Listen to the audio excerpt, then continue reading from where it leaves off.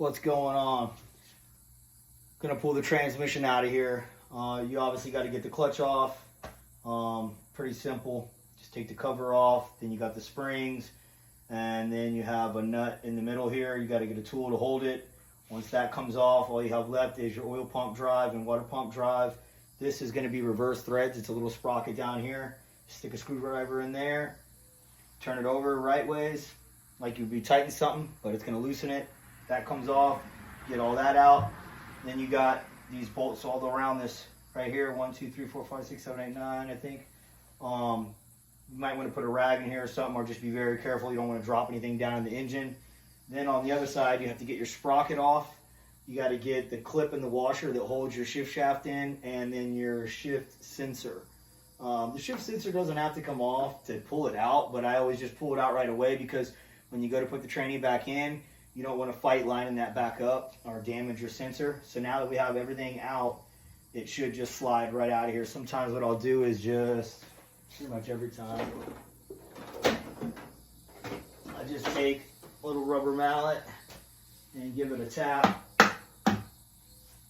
on the back side, and then just grab this guy. Ooh, don't want to push on your shift shaft, because then your shift linkage will come out.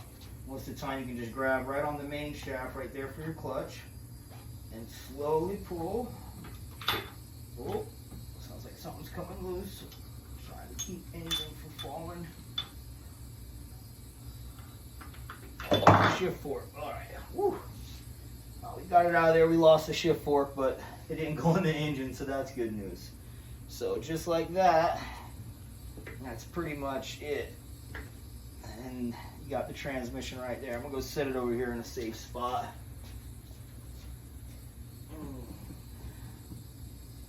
All right. And then we'll get that shift fork back on at some other time, but it doesn't really matter right now anyways, because I'm gonna put the other transmission in that has the lower ratio first gear. And then also I can inspect my oil pan while I'm here and make sure all the seals went in properly, to make sure it's going to be getting oil. Take a quick look at anything else, check my bearings while I'm in here, just make sure everything's okay. Bought this motor off of eBay. It's only supposed to have 7,800 miles on it.